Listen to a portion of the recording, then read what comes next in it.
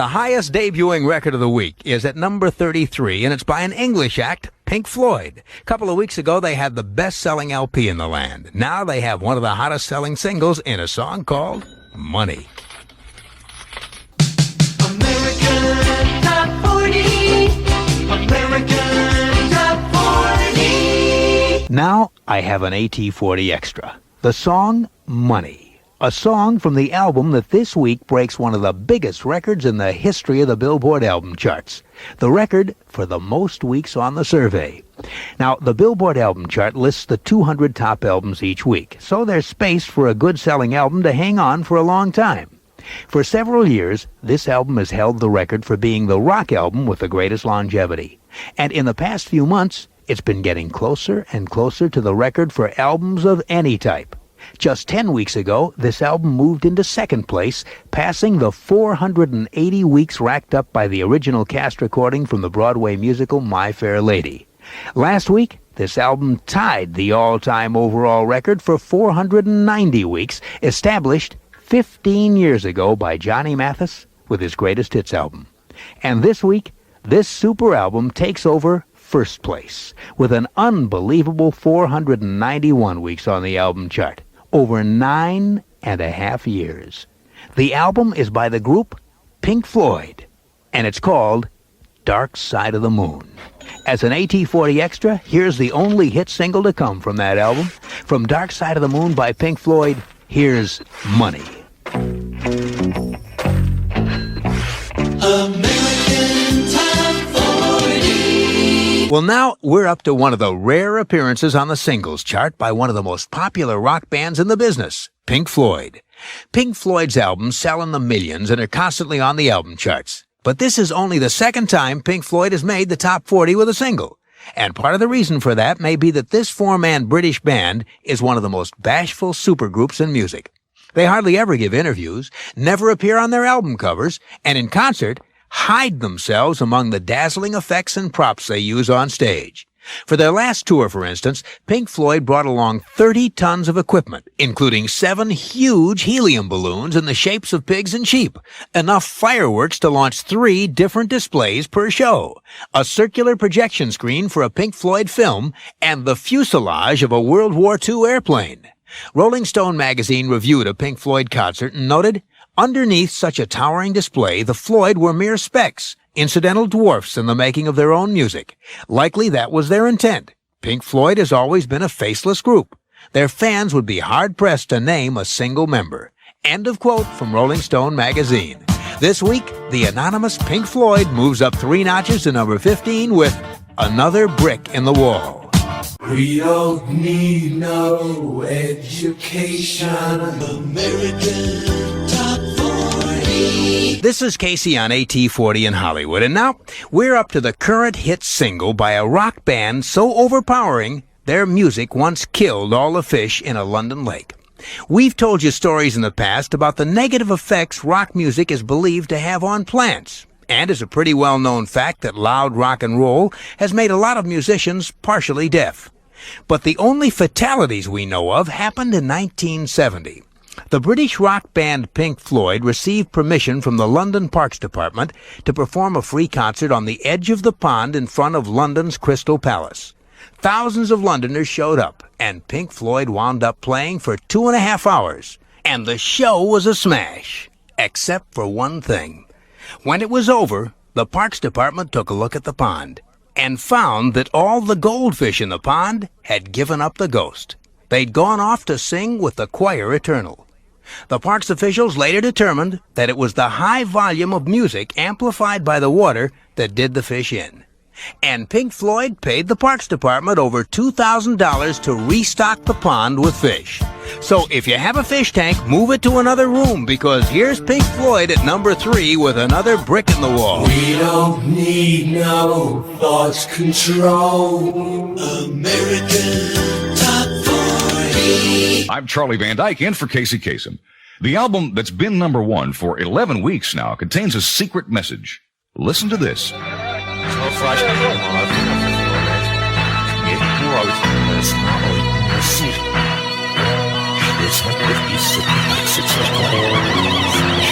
That's a small piece of an odd sound recorded in one of the songs on Pink Floyd's Monster Smash album, The Wall. Doesn't sound like much, does it? Well, we handed it over to the AT40 engineering department, and they decoded it by playing it backwards. Listen.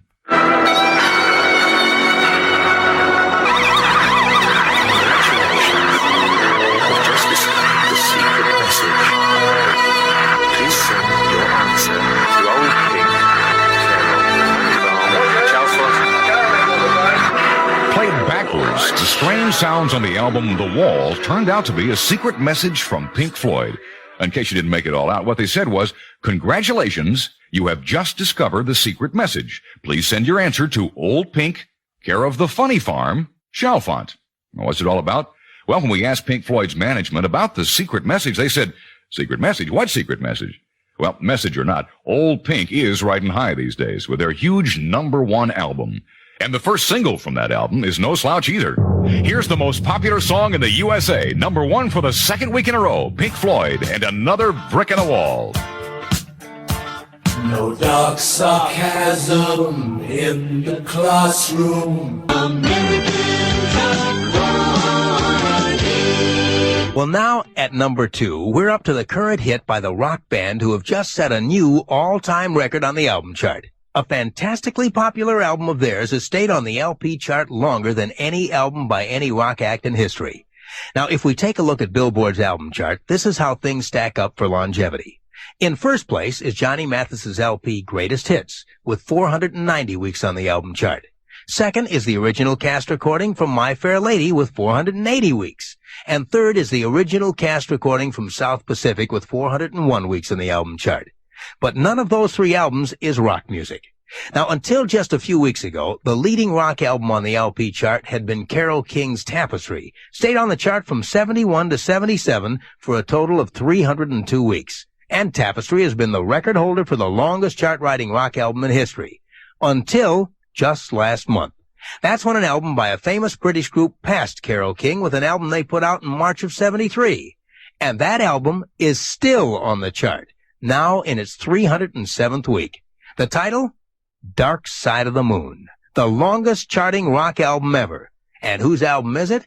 Well, it belongs to the group whose single has been #1 for the past 4 weeks, dropping this week to #2.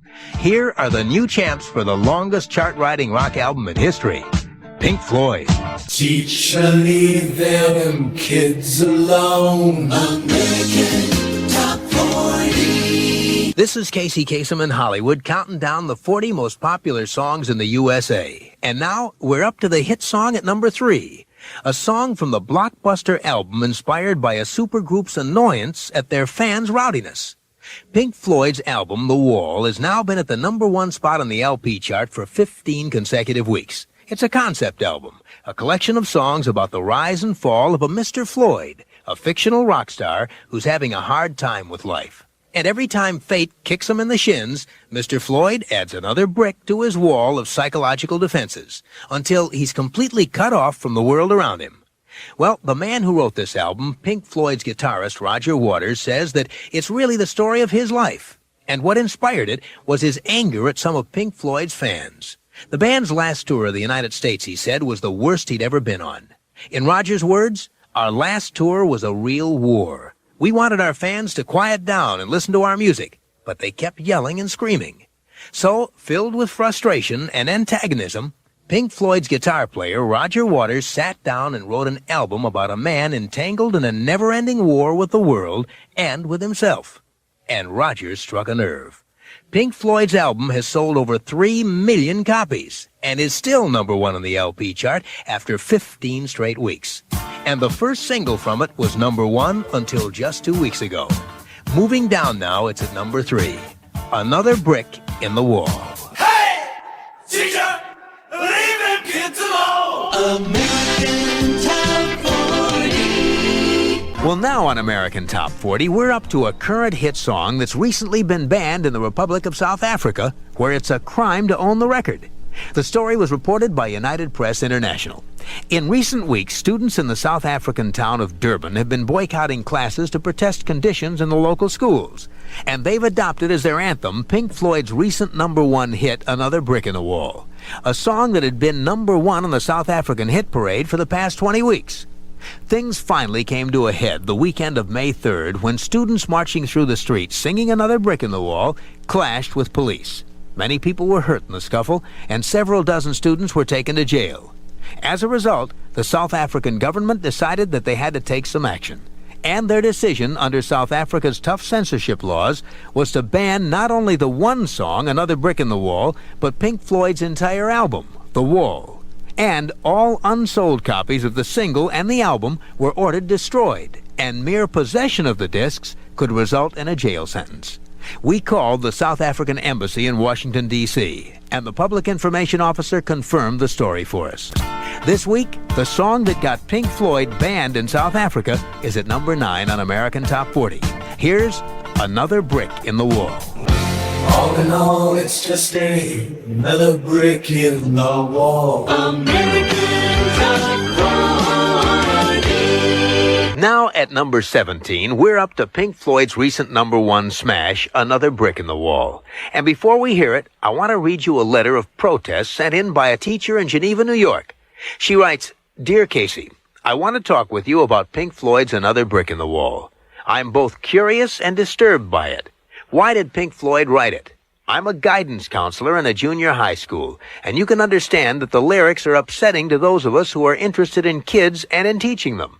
To sing to that haunting beat, we don't need no education, we don't need no thought control, no dark sarcasm in the classroom, teacher, leave those kids alone, is a slap in the face to hard-working school personnel everywhere. Did Pink Floyd have bad school experiences? Have they visited any schools lately? I will be the first one to admit that there is room for improvement, but this song to me has the distinct effect of turning kids against teachers. Teachers need kids to help them do their best, and vice versa.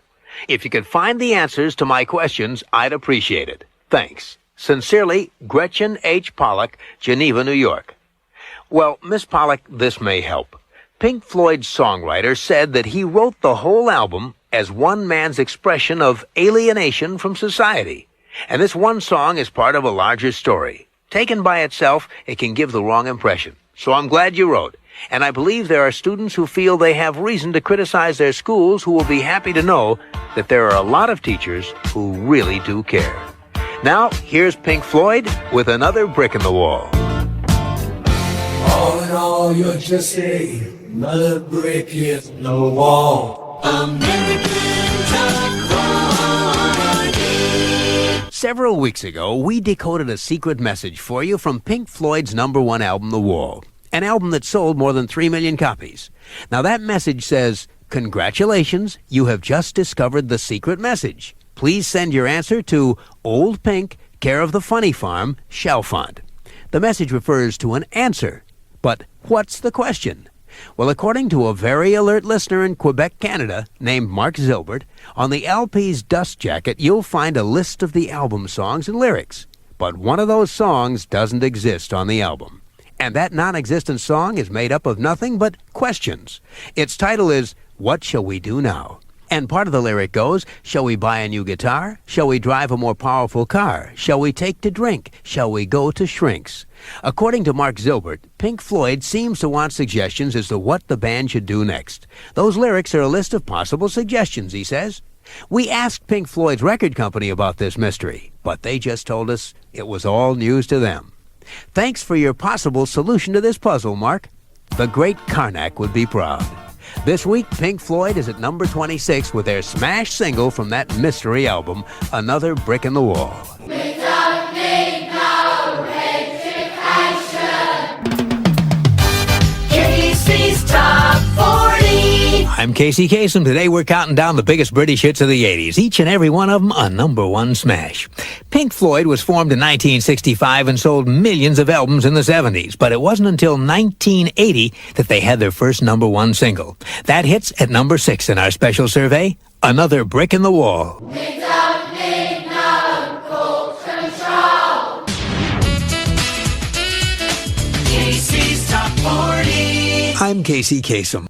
Well, now we're up to one of the most bizarre rock rumors to come along in years. The rumor that Pink Floyd's Dark Side of the Moon was written as a soundtrack to The Wizard of Oz. The Wizard of Oz, of course, is a classic motion picture from 1939 starring Judy Garland.